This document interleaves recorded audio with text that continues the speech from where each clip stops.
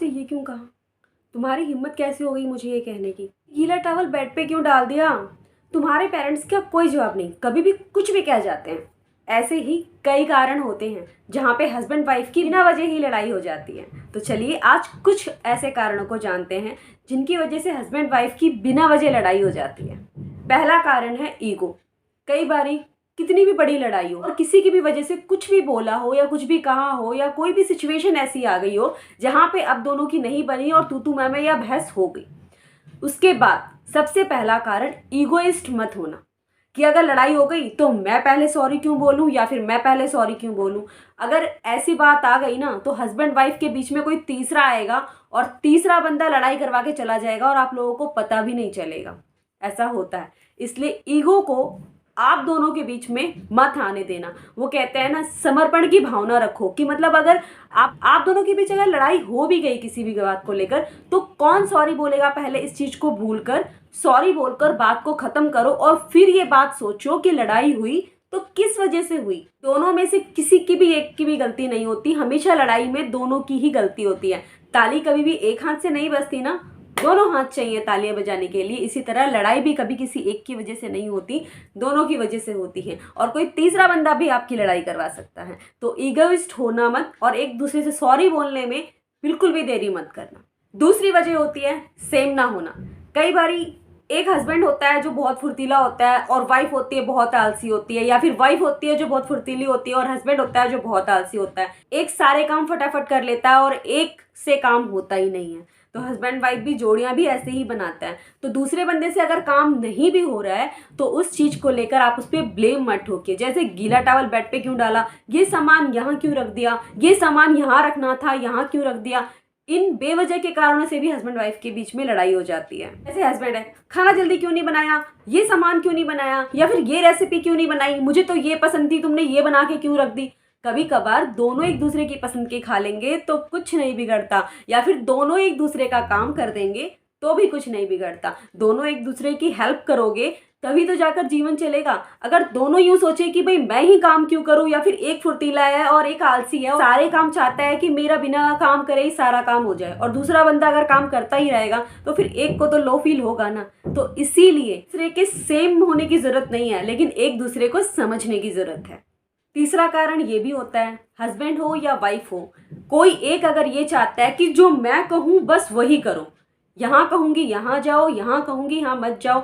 हाँ, अगर कोई दोस्त ऐसा है जिसके साथ दोस्ती आपको पसंद नहीं है, चाहे हस्बैंड हो चाहे वाइफ हो, दोनों में से किसी को भी साथ भी हो सकता है, अगर उसकी दोस्ती आपको पसंद नहीं है तो वैलिड रीजन मांगो कि भाई क्यों नहीं पसंद है। अगर वो आप दोनों के बीच में लड़ाई करवा रहा है, वैलिड रीजन है। अगर वो सामने वाला ड्रिंक कर रहा है और आपको ड्रिंक करने के लिए पुश करता है, वैलिड रीजन है।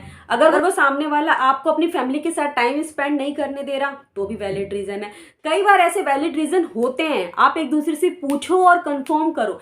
जब कंफर्म नहीं करोगे तो फिर कुछ नहीं हो सकता, लेकिन अगर कंफर्म कर लोगे तो पता चल जाएगा कि सामने वाला इसको क्यों नापसंद कर रहा है और नापसंद कर रहा है। और अगर वैलिड रीजन है और उसके बाद भी आप उससे दोस्ती रख रहे हो और उसके साथ टाइम स्पेंड कर रहे हो तो फिर तो आपकी गलती है। और अगर वैलिड रीजन नहीं है तो आप उसके साथ दोस्ती कंटिन्यू कर सकते हो और सामने वाले को ही कह सकते हो, जब कोई वैलिड रीजन ही नहीं है तो फिर मैं क्यों उससे अपनी दोस्ती तोड़ूं। और फिर ये भी हो सकता है, ऑफिस के बीच में आपका लंच का प्रोग्राम बन गया, आप लोग लंच करने चले गए, अपने वाइफ को नहीं बताया और वाइफ अचानक से वहां पहुंच जाती है और फिर वो यूं कहती है आप ऑफिस के नाम पे तो बड़ी पार्टियां करते फिरते हो। या फिर आप घर पे आ जाते हो और वाइफ के घर में किटी पार्टी चल रही होती है, या फिर कोई फ्रेंड आ जाते हैं जिसके साथ वो पार्टी करने लग जाती है, तो आप वहां पे चिल्लाना शुरू कर देते हो मेरे पीछे से तो बड़ी पार्टियां हो रही हैं।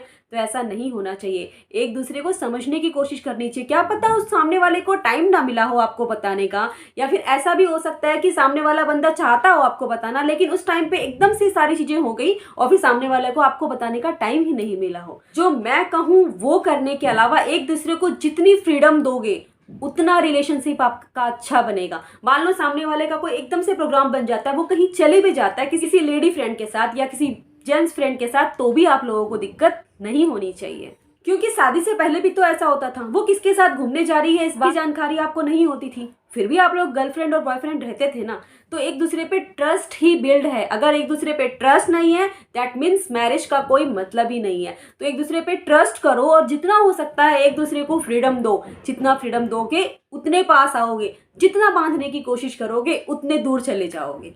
चौथा कारण, कई बार पेरेंट्स और रिलेटिव्स की वजह से भी हो जाती है लड़ाई। पेरेंट्स और रिलेटिव्स इसलिए क्योंकि आप दोनों के बीच में कोई बात हो रही है जिसका पता आप चाहते हो कि तीसरे बंदे, पेरेंट्स या किसी रिलेटिव को ना चले, लेकिन फिर भी उस बंदे को पता चल जाता है और ये बात उसको किसी और से पता चलती है बजाय आपके, तब भी लड़ाइयाँ हो जाती हैं। आप दोनों की बात, मेरे हिसाब से एक कमरे से बाहर आप दोनों की आवाज़ नहीं निकलनी चाहिए। जो मैटर आप दोनों का है, इसका मतलब कुछ भी हो सकता है। जैसे कि आप बच्चे के लिए प्रेशर डाल रहे हो, सामने वाला नहीं मान रहा हो, तो इस बात को लेकर आप किसी रिलेटिव से बात करोगे या फिर अपने पेरेंट्स से बात करोगे तो वो लोग सोल्यूशन नहीं करने वाले। इस बात का सोल्यूशन आप दोनों को मिलकर ही करना है। तो ऐसी कुछ बातें बहुत होती हैं। मान लो आपको ये वाली जॉब छोड़नी है, आपको कहीं और जॉब करनी है, या फिर मुझे घर में प्रॉब्लम हो रही है, मैं घर में इतना एडजस्ट नहीं कर पा रही हूँ, ऑफिस और घर साथ साथ मैनेज नहीं कर पा रही हूँ, या फिर आप यूँ कहो कि ऑफिस के बाद मुझे टाइम नहीं मिलता है घर आने का, पेरेंट्स का, मतलब कोई भी प्रॉब्लम हो सकती है। एनीथिंग, बहुत सारी प्रॉब्लम्स है, गिनने के लिए बहुत सारी प्रॉब्लम्स है। लेकिन जब आप चाहते हो कि एक दूसरे से, क्योंकि उस प्रॉब्लम का सोल्यूशन आपको साथ बैठकर ही मिलेगा, बात करने से ही मिलेगा, किसी तीसरे को बताने से उस प्रॉब्लम का सोल्यूशन नहीं होगा, बल्कि वो प्रॉब्लम और बढ़ जाएगी। और पांचवा कारण, कई बार बच्चों की वजह से भी लड़ाई हो जाती है, क्योंकि बच्चे के पेरेंट्स दोनों ही ऐसे हैं जो चाहते हैं हमारे बच्चे का भला हो, लेकिन ये बात उस टाइम पे सामने वाला पेरेंट्स नहीं समझता, चाहे वो मदर हो और फादर हो। मदर कहती है मैं ये करवाना चाहती हूँ, फादर कहता है मैं ये करवाना चाहता हूँ। दोनों के बीच में लड़ाई हो जाती है, जो दोनों ही एक दूसरे समझने को तैयार नहीं होते कि हम दोनों ही अपने बच्चे का भला सोच रहे हैं, और मिल करके सोचेंगे तो ज्यादा अच्छा होगा। और बच्चे की भलाई में सबसे ज्यादा बच्चे के हित के बारे में सोचिए, ना कि ऐसे कि क्या चाहता है वो ना सोचकर सिर्फ हम क्या चाहते हैं वो सोचना भी गलत होगा। तो मेरी सोच यहीं तक थी। अब आप बताइए मैंने कितना सही कहा और कितना गलत। अगर वीडियो अच्छी लगी हो तो लाइक और शेयर जरूर कर दीजिएगा। Thank you so much for watching my video.